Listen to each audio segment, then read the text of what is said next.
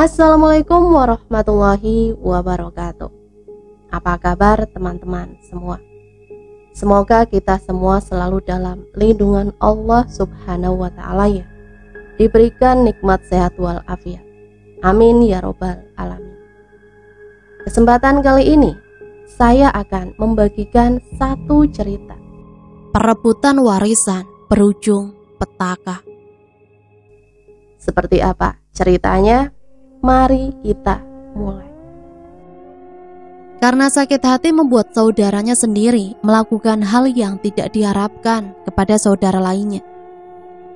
Makam bapaknya baru saja berusia 2 minggu.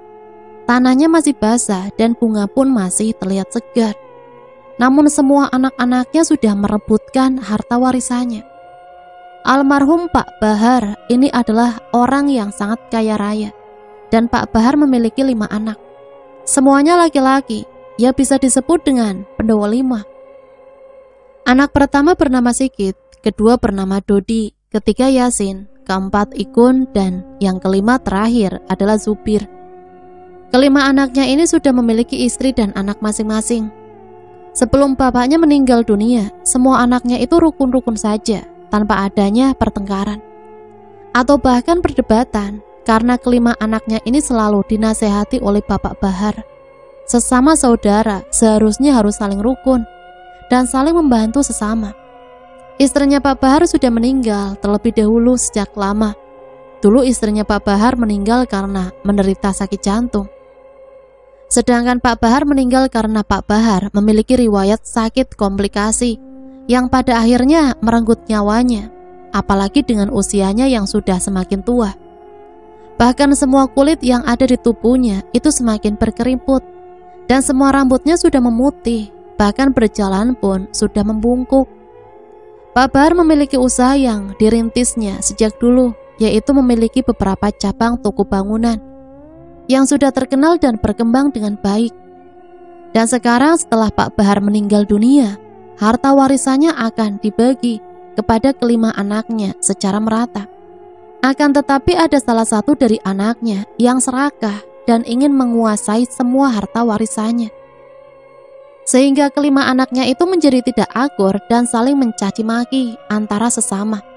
Anak kelimanya Pak Bahar itu tergolong orang yang kurang mampu.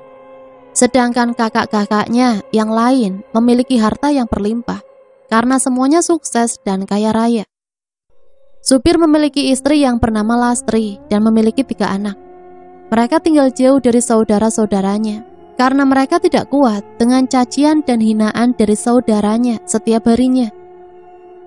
Mungkin karena supir ini merupakan keluarga yang kurang mampu, maka saudaranya itu enggan untuk dekat-dekat dengannya. Dan supir juga sadar diri untuk tidak mau merepotkan saudaranya. Semenjak kepergian Pak Bahar, supir semakin dihina oleh keempat kakaknya dan juga dicaci maki. Harta warisan milik Pak Bahar ini berlimpah, sawahnya berhektar-hektar, dan aset-aset lain yang dimiliki Pak Bahar juga sangat banyak. Hingga suatu ketika, semua anak-anaknya Pak Bahar berkumpul di rumah Pak Bahar untuk membahas pembagian harta warisan. Saat itu supir juga ikut berkumpul di sana, begitupun anak dan istrinya ikut. Pokoknya, aku sebagai kakak yang tertua, akulah yang mendapat bagian paling banyak, ucap Sigit. Tidak bisa begitu, aku kan anak terakhir, jadi aku yang harus mendapat lebih banyak. Apalagi kalian semua kan, semuanya sudah bergelimang harta, sedangkan aku hanya hidup pas-pasan, timpal Zubir. Alah, itu alasan kamu saja supaya dapat lebih banyak dengan alasan hidup pas-pasan, cegat Yasin. Ya memang begitu keadaannya, kan di dalam wasiatnya anak terakhir yang mendapat bagian paling banyak, ujar Zubir. Tidak bisa, timpal Sigit. Akhirnya perdebatan pun tak terelakkan, sampai pada akhirnya mereka semua beradu fisik. Sudah, jangan bertengkar, kalian ini seperti anak kecil saja. Masalah begini harus bertengkar terlebih dahulu, teriak Bu Salamah, istri Pak Sigit. Setelah mendengar teriakan dari Bu Salamah, semuanya terdiam sejenak dan menghentikan semua perdebatan itu. Karena supir tidak mau bertengkar dengan kakak-kakaknya. Supir akhirnya mengalah dan memilih untuk pergi dari tempat itu. Ayo kita pulang saja, ucap supir kepada anak dan istrinya. Supir tinggal di sebuah gubuk yang ada di tengah sawah. Bangunan rumahnya masih terbuat dari bilik bambu. Namun meskipun begitu, supir tetap bersyukur dan menerima kenyataan tersebut. Sedangkan keempat kakaknya itu hidup berkecukupan dengan rumah mewah dan beralaskan keramik. Bahkan setiap ada hari-hari besar saja, supir dan keluarganya selalu dikucilkan dan tidak diajak untuk berkumpul bersama. Supir bekerja sebagai petani dan sedangkan Lastri bekerja di tempat tetangganya sebagai buruh cuci. Hingga suatu ketika, malam hari, keluarganya supir itu kehabisan beras dan anak-anaknya sudah kelaparan. Sedangkan saat itu supir dan Lastri sedang tidak memegang uang sepeser pun. Lastri pun mencoba untuk mencari pinjaman ke sana kemari ke tetangga, berharap bisa mendapat pinjaman uang atau bahkan beras untuk makan malamnya. Namun setelah mencari pinjaman ke sana kemari, Lastri tidak mendapat pinjaman sama sekali. Ketika anak-anaknya tengah menunggu ibunya di depan bangku rumahnya yang terbuat dari bambu, sembari memegangi perutnya masing-masing karena perutnya terasa lapar. Dengan jalan perlahan dan wajah tertekuk, Lastri berjalan menuju ke halaman rumahnya. Hatinya terasa sakit karena melihat anak-anaknya kelaparan. "Gimana, Bu? Apa Ibu dapat beras?" tanya Risma, anak pertamanya. "Maaf ya, Nak, Ibu tidak membawa apa-apa. Kalau gitu aku mau pinjam ke rumah Pak Ade." "Saya saja, Bu." "Siapa tahu mereka mau membantu," jawab Rizka. "Jangan, Nak, nanti bapakmu tahu." "Oh iya, bapak di mana?" "Nggak tahu, Bu, dari tadi nggak lihat bapak, kayaknya keluar rumah," jawab Rizka. Sebenarnya Lastri tidak diperbolehkan oleh suaminya untuk meminjam atau meminta tolong kepada kakak-kakaknya, karena pasti mereka akan menghina keluarga supir dan mencacinya. Namun karena terpaksa dan kasihan melihat anak-anaknya kelaparan, Lastri pun pergi ke rumah Yasin, kakak ipar nomor 3, yang kebetulan rumahnya lebih dekat dengan rumah supir. "Ya sudah anak-anak, kalian masuk ke dalam rumah saja dan pintunya dikunci. Ibu mau pergi dulu ke rumahnya Pak Ade." "Iya, Bu." Dengan langkah perlahan dan tertatih, Lastri berjalan menuju ke rumah Yasin. Padahal tubuhnya sudah terasa lemas dan seakan tidak bisa untuk melanjutkan kembali jalannya karena perutnya kelaparan dan membuat tubuhnya terasa sangat lemas. Sesamanya di rumah Yasin, terdengar suara ramai dari depan rumahnya. Lalu Lastri mendekat ke depan pintu, lalu mengetuk pintunya. "Assalamualaikum." Ketika suara ramai di dalam rumahnya itu terdiam dan hening. "Waalaikumsalam," suara jawaban dari dalam rumah. "Mau apa kamu kesini?" ucap Farah, istri Yasin. "Mau pinjam uang atau mau minta beras?" cecar Farah. Namun Lastri masih saja tertunduk mendengar cecaran dari Farah. Tiba-tiba datanglah sosok laki-laki yang menghampiri ke depan pintu. Laki-laki itu adalah Yasin. "Ada apa sih?" "Ini Mas, adik iparmu, biasa mau pinjam uang," ucap Farah. "Alah, pinjam uang terus, yang bulan lalu saja belum dikembalikan," timpal Yasin. "Saya mohon Mas, saya pinjam 20.000 saja, biar bisa buat beli beras dan lauk," kata Lastri memohon. "Tidak ada, kamu ini selalu saja melunjak," ucap Yasin. Lalu Yasin dan Farah masuk ke dalam rumah lalu menutup pintunya dengan keras. Sontak Lastri terperanjat dan dengan hati yang tersayat, Lastri pergi meninggalkan rumah Yasin. Lastri benar-benar bingung harus mencari kemana lagi karena dia sudah tidak tahu harus mencari kemana. Lagi-lagi dengan membawa tangan kosong, Lastri datang ke rumah. Sesamanya di rumah, Lastri melihat anak-anak yang terlihat pucat dan kelaparan. Lastri pun melihat ke dapur, siapa tahu masih ada sisa makanan. Saat ke dapur ternyata masih ada sebuah singkong yang didapatnya di kebun belakang rumah kemarin. Akhirnya Lastri merebus singkong tersebut sebagai pengganjal rasa laparnya dan ketiga anak-anaknya. Setelah beberapa menit kemudian, singkong yang direbusnya itu telah masak. "Ayo anak-anak, kita makan." Ketiga anaknya pun menghampiri ke arah Lastri. Lastri membagi singkongnya untuk ketiga anaknya secara merata. Singkat cerita, Lastri menunggu suaminya, yaitu supir, di depan jendela depan rumahnya. Lastri terlihat cemas karena supir belum juga kembali, padahal sudah larut malam, sekitar jam 11 malam. Apalagi suasananya sedang hujan lebat. Karena tidak sanggup menahan rasa kantuknya, akhirnya Lastri pun masuk ke dalam kamar untuk merebahkan tubuhnya dan tidur. Sementara supir malam tadi ternyata pergi ke rumah temannya untuk mencari pekerjaan lain. Kebetulan supir memiliki teman yang menawarkan pekerjaan kepada supir waktu itu. Namun pekerjaannya itu yang mengharuskan supir pergi jauh dari rumahnya, karena sudah tidak tahan dengan perlakuan keempat kakak-kakaknya. Akhirnya supir menerima tawaran pekerjaan tersebut. Malam itu juga supir ternyata sudah membawa perlengkapan, baju-baju untuk pergi bekerja selama beberapa bulan. Namun supir tidak memberitahu kepada Lastri dan anak-anaknya. Supir bekerja di luar kota. Dia di sana bekerja sebagai pekerja proyek yang digajinya lumayan besar. Maka dari itu supir menerima pekerjaan itu. Sedangkan anak dan istrinya cemas di rumah karena mencari dan menunggu di mana keberadaan supir. Sela-sela waktu, supir meminjam ponsel milik teman kerjanya untuk mengabari Lastri dan anak-anaknya di rumah. Dan kebetulan ponselnya supir tertinggal di rumah. Terdengar suara dering telepon dari ponsel yang ada di dalam kamar. Saat itu ada Rizka di dalam kamar itu. Lalu Rizka pun mengangkat teleponnya karena Lastri sedang cuci baju di rumah tetangganya. "Halo, assalamualaikum," ucap supir. "Waalaikumsalam, Bapak," teriak Rizka. Seketika kedua adiknya datang menghampiri ke arah Rizka. "Siapa Kak? Bapak ya?" Lalu Rizka pun menganggukkan kepalanya. Kepada adiknya itu pertanda mengiyakan. "Ibu mana, Riz?" tanya supir. "Ibu masih nyuci di rumah tetangga, Pak." "Coba panggilkan ibu dong, Bapak mau ngomong sebentar." "Ya sudah, sebentar Pak, aku panggil ibu dulu." Dengan bersemangat, Rizka menghampiri ke ibunya yang sedang mencuci baju di rumah tetangga. Sedangkan sambungan teleponnya sudah diakhiri oleh bapaknya. "Bu, Ibu," teriak Rizka. Dari jauh kebetulan ibu mencuci bajunya di samping rumah, karena sumurnya terletak berada di samping rumah tetangganya itu. Sontak Lastri pun terkejut karena Rizka berteriak, "Ada apa, Nak?" "Ayo ibu pulang. Itu bapak telepon tadi, katanya mau ngomong sama ibu."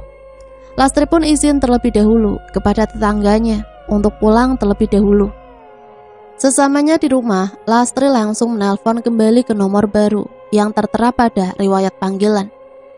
"Halo, assalamualaikum Mas." "Waalaikumsalam. Di mana Mas?" "Kenapa kamu pergi nggak bilang-bilang Mas? Kita semua di sini cemas Mas." "Iya Las, maaf ya, aku sekarang kerja, merantau. Kalian tenang saja, kamu jaga anak kita dan jangan pernah datang ke rumah kakak-kakakku untuk meminjam uang ataupun beras ya." Jelas supir. "Iya Mas, kamu kapan pulang?" "Kamu sabar, aku akan pulang kalau semua uang sudah terkumpul." Lastri pun merasa sangat lega karena sudah mendapat kabar dan tahu di mana keberadaan suaminya itu. Setelah percakapan tersebut pun, supir mengakhiri sambungan teleponnya dan kembali melanjutkan pekerjaannya. Sedangkan Lastri kembali ke rumah tetangganya untuk mencuci. Anak-anaknya Lastri itu untungnya bisa mengerti dengan keadaan kedua orang tuanya. Dengan ketiga anaknya yang selalu nurut serta saling menyayangi, tidak pernah bertengkar. Singkat cerita, semua kakak-kakaknya supir itu masih saja sibuk untuk merebutkan harta warisan dari kedua orang tuanya.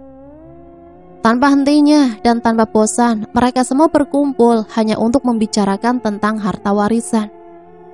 Malam itu Lastri kebingungan karena lagi-lagi beras yang ada di rumah sudah habis tak tersisa. Dan uang hasil dari buruh nyucinya itu habis untuk biaya sekolah anaknya yang sudah menunggak. Itu pun belum terlunasi semuanya karena uang yang didapat tidak cukup. Sedangkan ketiga anaknya itu malam itu terasa kelaparan dan cacing-cacing yang ada di dalam perutnya itu saling bersautan suaranya.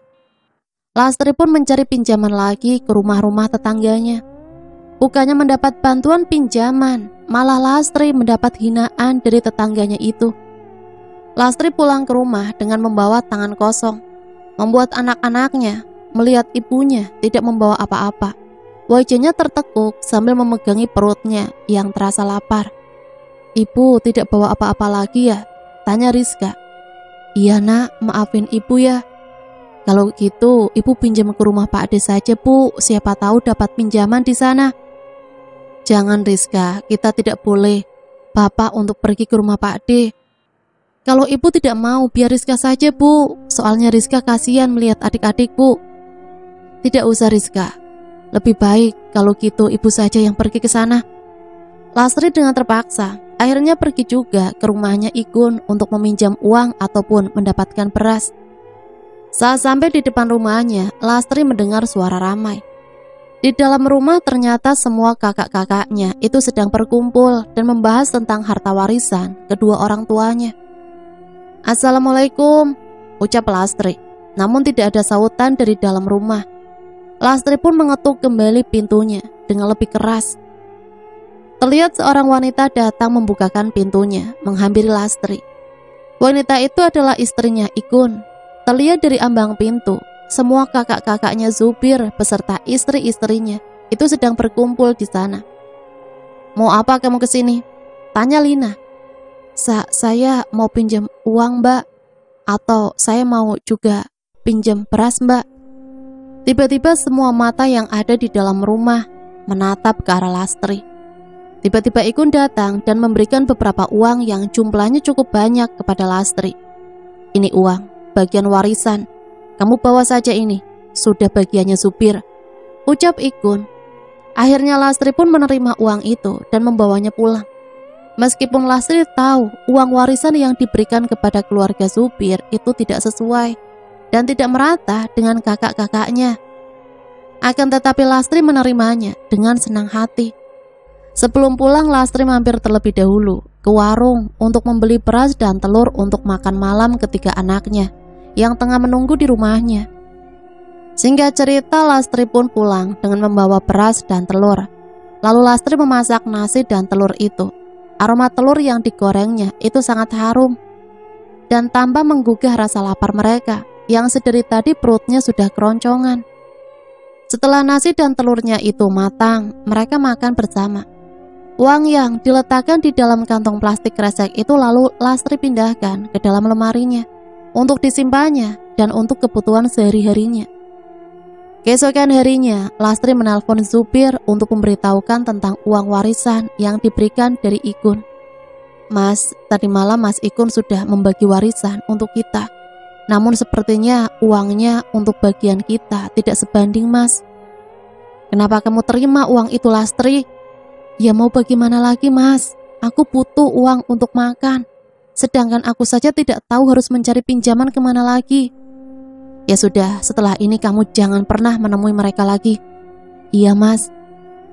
Beberapa bulan kemudian, akhirnya supir pun pulang ke rumah. Dan kepulangan supir membuat Lastri dan ketiga anaknya itu terkejut, sekaligus bahagia.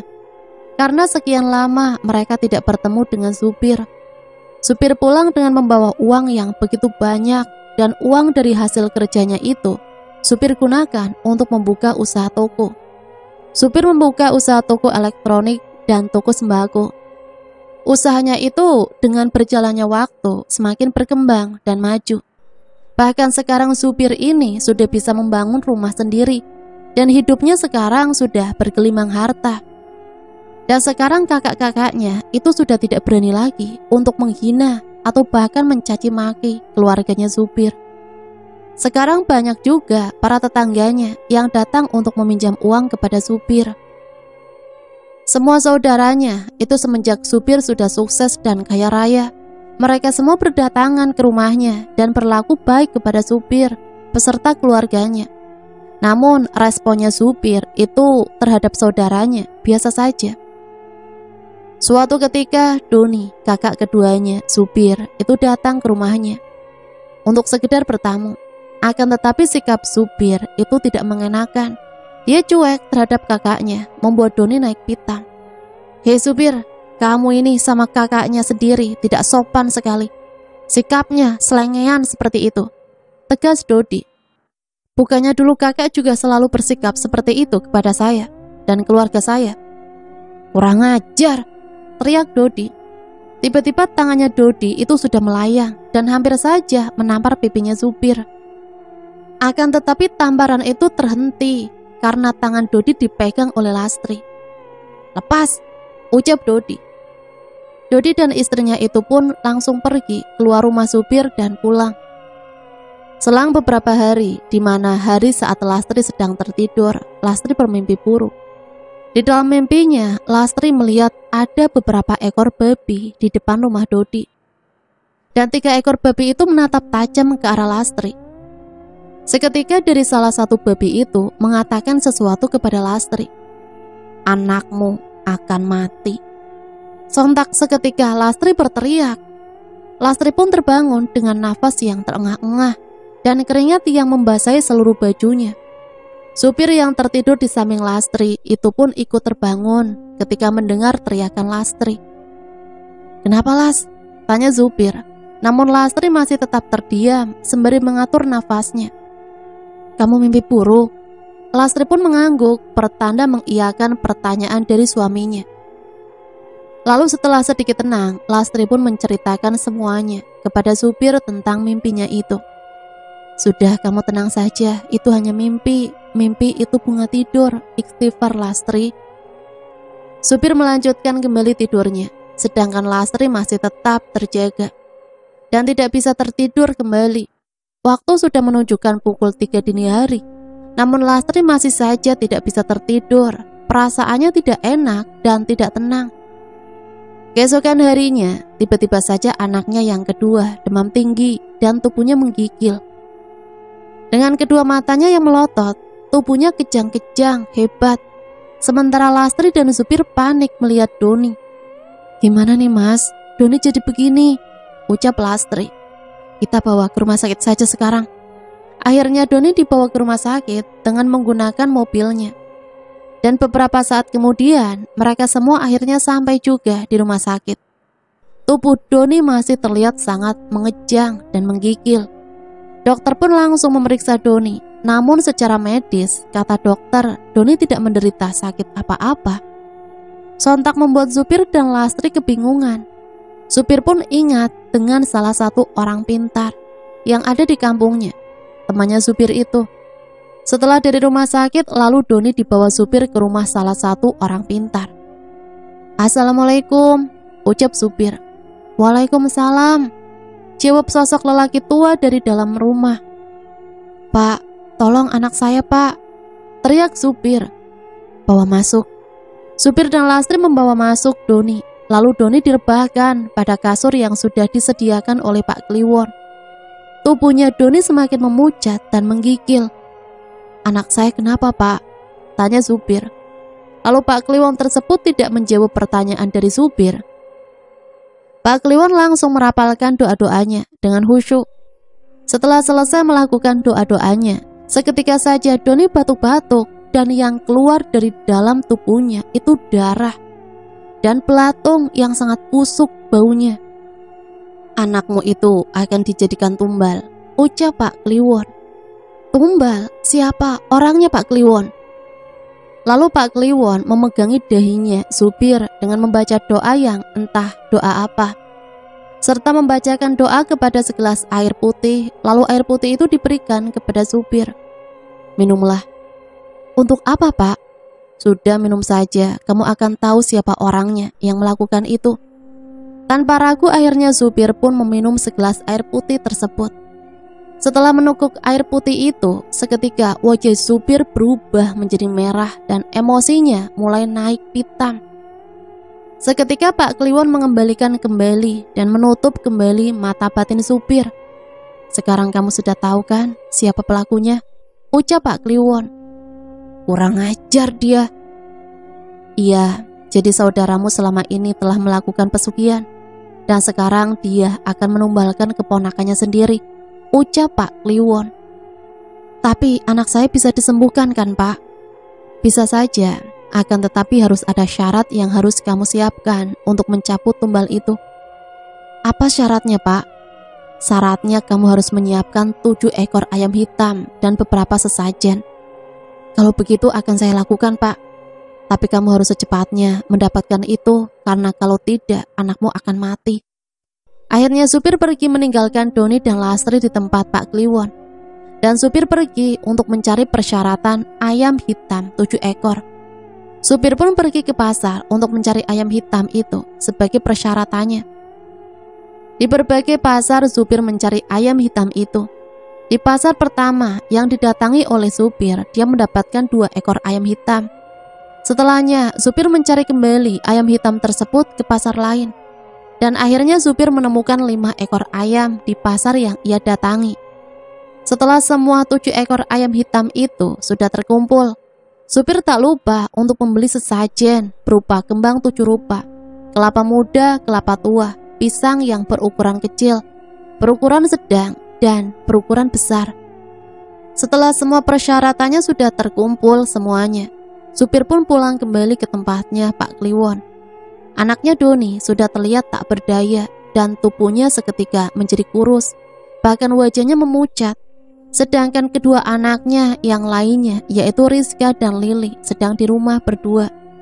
Sesamanya di rumah Pak Kliwon, persyaratan tersebut diberikan kepada Pak Kliwon. Ini Pak, saya sudah mengumpulkan semua persyaratannya. Bagus. Lalu Pak Kliwon pergi ke dalam kamarnya untuk melakukan ritual.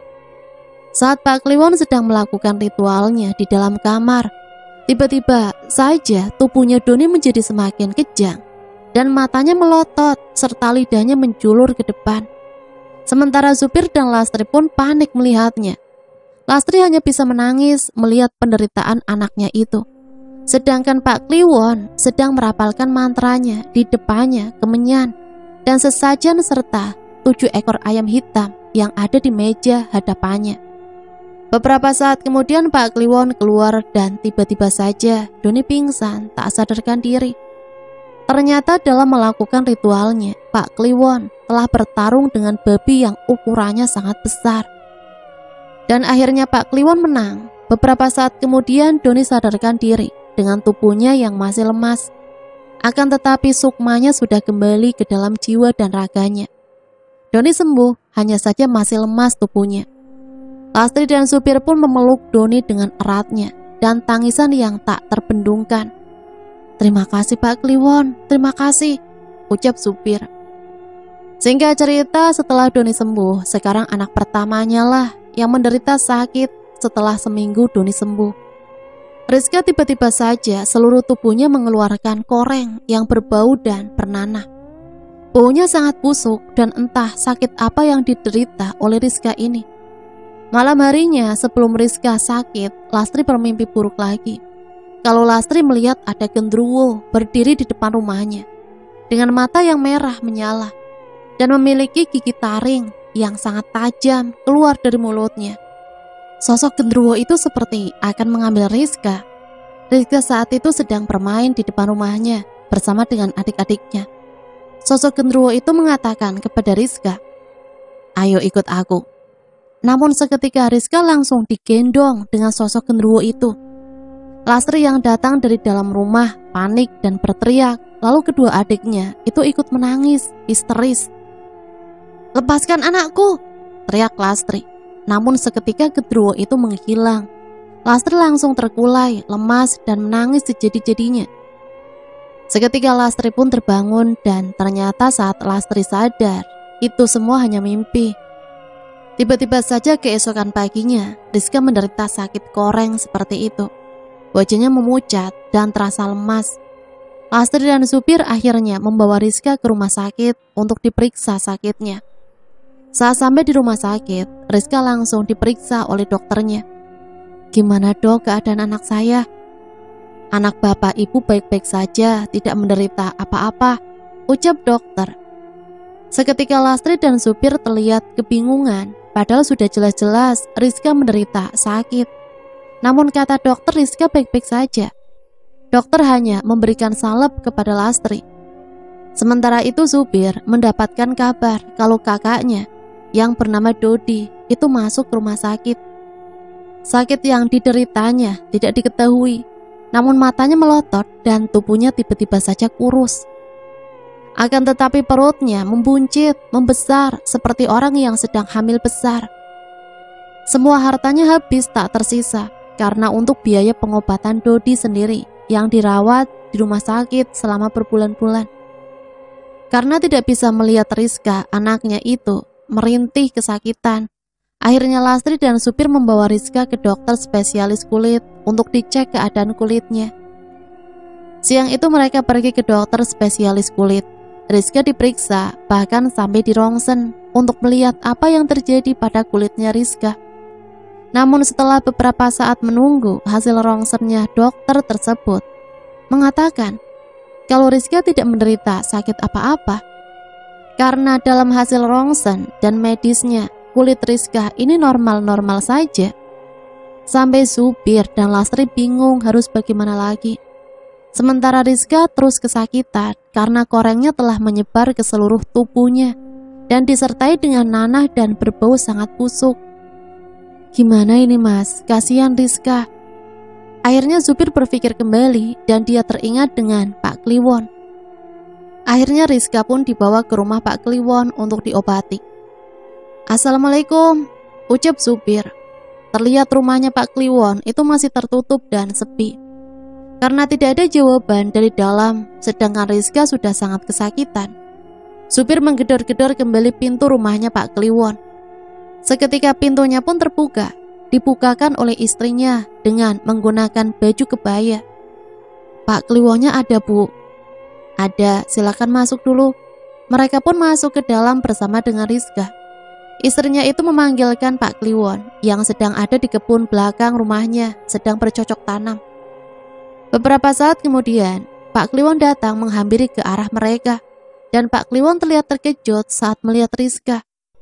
Astagfirullah, kasihan sekali anakmu, ucapnya seakan sudah mengetahui apa yang sebenarnya terjadi dengan anaknya, yaitu Rizka.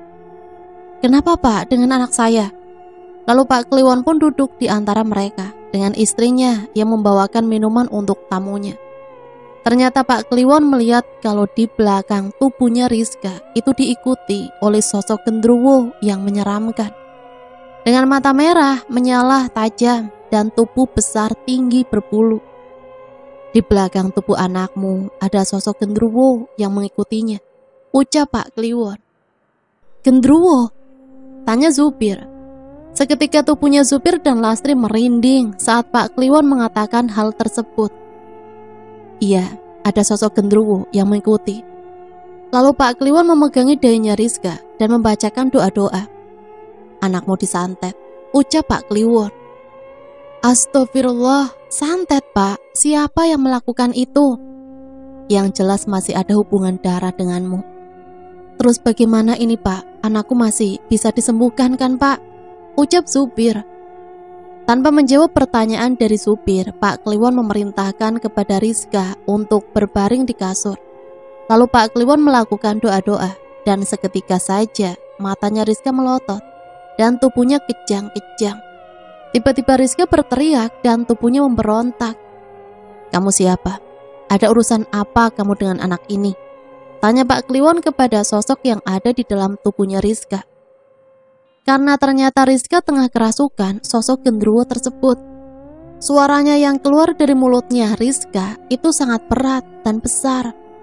Kamu jangan ikut campur, aku akan bunuh anak ini, ucap sosok itu. Kenapa kamu mau membunuh anak ini? Anak ini tidak bersalah, jawab Pak Kliwon. Dia harus mati. Keluar dari anak ini, atau mau kamu saya bakar.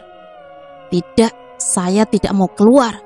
Saya sudah diutus oleh dukun untuk membuat anak ini mati. Karena sosok genderuwo itu melawan, akhirnya Pak Kliwon pun tanpa ampun membacakan doa-doa untuk mengusir sosok genderuwo yang ada di dalam tubuhnya. Saat Pak Kliwon sedang merapalkan doanya, tiba-tiba saja Rizka kejang-kejang dan perutnya semakin membesar. Urat-urat yang ada di dalam perutnya itu sampai kelihatan. Di dalam perut yang membuncit itu, seketika keluar cacing yang jumlahnya sangat banyak dan berbau busuk, membuat Lastri dan supir melihatnya bergidik ngeri. Tidak hanya itu, matanya Rizka itu melotot dan hanya terlihat warna putihnya saja. Lehernya seperti tercekik karena lehernya itu keluar. Melihat itu Lastri dan supir hanya bisa menangis. Kenapa saudaranya tega terhadap keluarganya supir? Semenjak dulu keluarga supir selalu dihina, dicaci maki. Namun saat supir sukses malah dibuat menderita seperti ini. Cacing yang ada di perutnya Rizka itu lalu dibersihkan oleh Lastri dengan menggunakan tisu yang sudah disediakan oleh Pak Kliwon. Rizka masih terus berteriak kesakitan saat sedang didoakan oleh Pak Kliwon. Tubuhnya kejang-kejang, tiba-tiba saja Rizka batuk-batuk dan yang keluar adalah darah serta bau dari dalam mulutnya.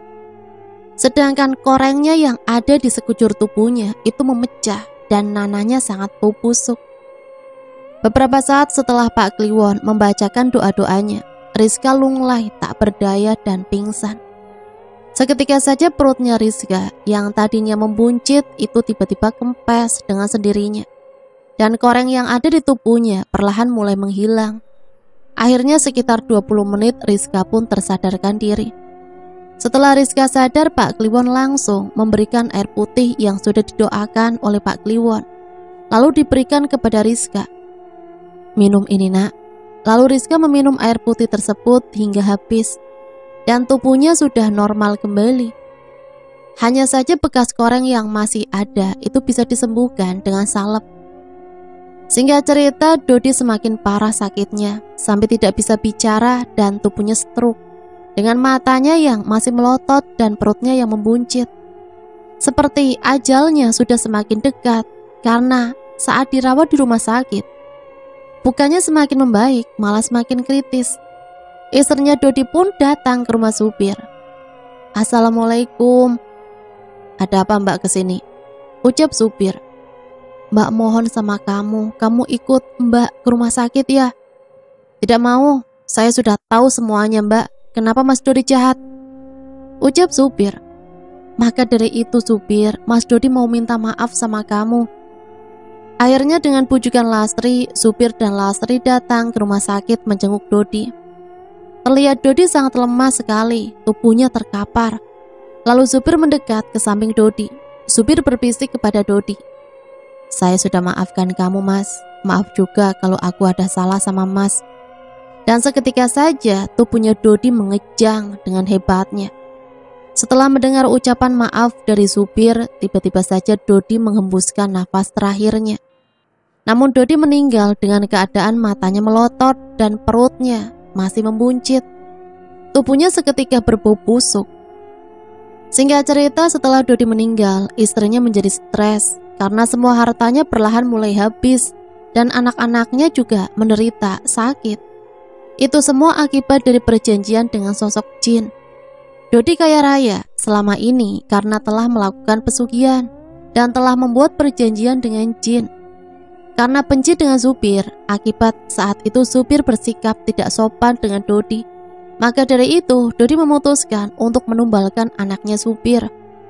Akan tetapi Doni, anaknya supir, itu malah sembuh dan tidak dijadikan tumbal.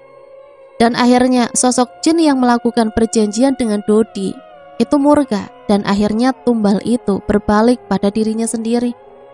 Sebagai syarat perjanjian yang tidak sesuai. Saat Dodi sakit, Dodi menceritakan kejadiannya kepada adiknya yaitu Ikun. Untuk membalaskan sakit hatinya kakaknya, akhirnya Ikunlah pergi ke dukun untuk mengirimkan santet kepada Rizka dan untuk membunuh Rizka dengan perlahan. Akan tetapi sekarang Rizka selamat dan sembuh. Malah sekarang Ikunlah yang merasakan sakit. Sakit yang diderita oleh Rizka berupa koreng yang membusuk dan bernanah itu sekarang diderita oleh Ikun. Sampai setiap malam Ikun didatangi oleh sosok genderuwo di dalam kamarnya. Namun saat itu Ikun dan istrinya tidak tahu tentang penyakit yang mereka derita. Yang mereka tahu hanyalah sakit koreng biasa.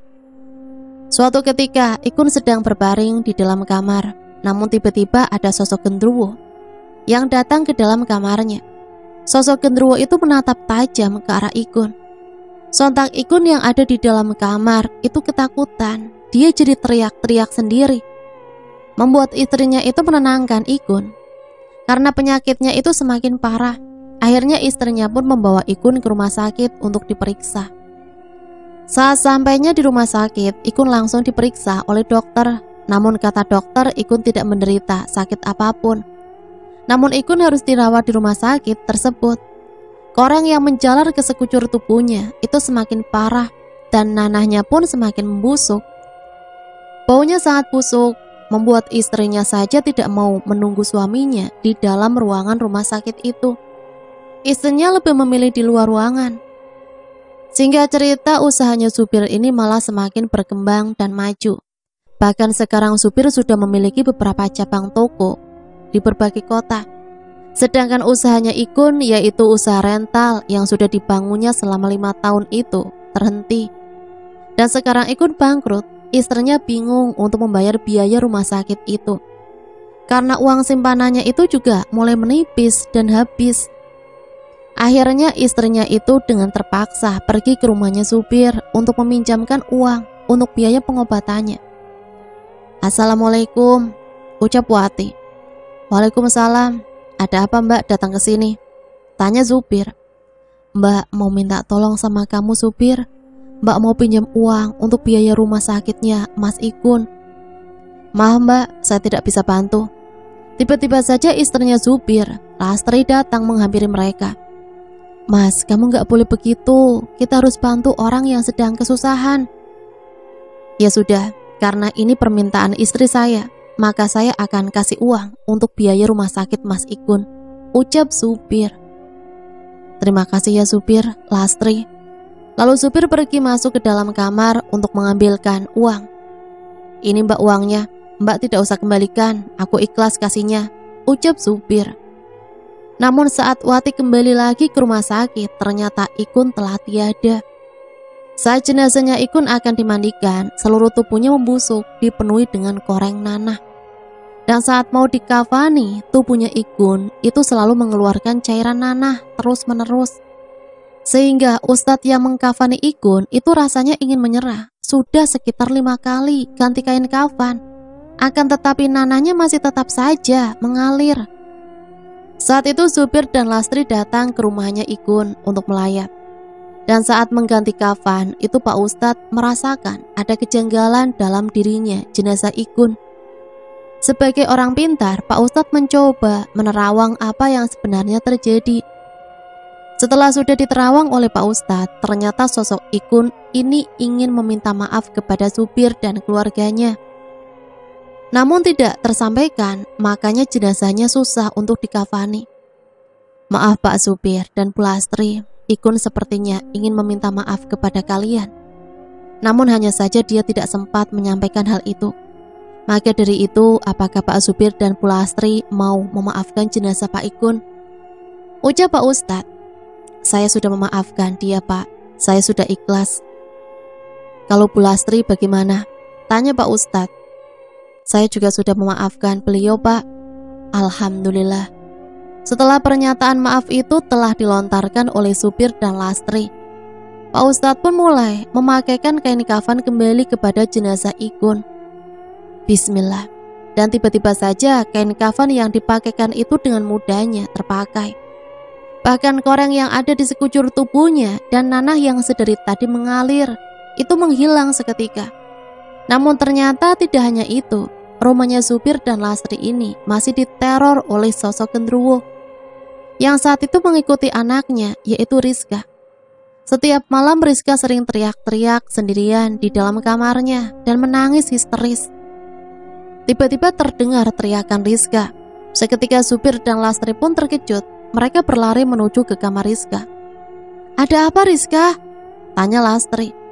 "Aku takut Bu, itu ada genderuwo." Rizka pun dipeluk oleh Lastri dengan eratnya. Namun hanya Rizka saja yang dapat melihat sosok genderuwo itu. Namun sosok genderuwo itu menampakkan wujudnya hanya sesaat lalu menghilang. Begitu pula setiap malam hari, Rizka selalu saja berteriak karena melihat ada sosok genderuwo yang menampakkan wujudnya pada Rizka. Karena merasa kasihan melihat Rizka setiap malam hari harus ketakutan, akhirnya supir membawa Rizka kembali ke Pak Kliwon. "Assalamualaikum Pak Kliwon." "Waalaikumsalam." "Astagfirullah," ucap Pak Kliwon. Pak Kliwon terkejut saat melihat Rizka, karena di belakang Rizka itu masih ada sosok genderuwo yang mengikutinya. "Ayo masuk." Supir Lastri dan Rizka pun duduk di dalam ruang tamu. Mereka saling berhadapan dengan Pak Kliwon. Kata Pak Kliwon, Rizka ini telah memiliki kelebihan akibat dari santet yang dikirim oleh Ikun, yaitu Rizka menjadi bisa melihat sosok makhluk gaib. Karena anak sekecil Rizka itu tidak siap untuk melihat sosok seperti itu, akhirnya Rizka pun ditutup mata batinnya oleh Pak Kliwon. "Anakmu ini memiliki kelebihan bisa melihat sosok tak kasat mata karena santet yang pernah dikirim ke tubuhnya. Tapi kasihan Pak, dia masih kecil, setiap hari Rizka jadi ketakutan. Kalau begitu akan saya tutup mata batinnya agar tidak melihat sosok tak kasat mata itu," kata Pak Kliwon. Lalu Pak Kliwon membacakan doa. Pak Kliwon memberikan air putih untuk Rizka. Air putih itu sudah didoakan oleh Pak Kliwon. Setelah hari itu sekarang Rizka sudah normal kembali dan tidak melihat sosok tak kasat mata itu lagi.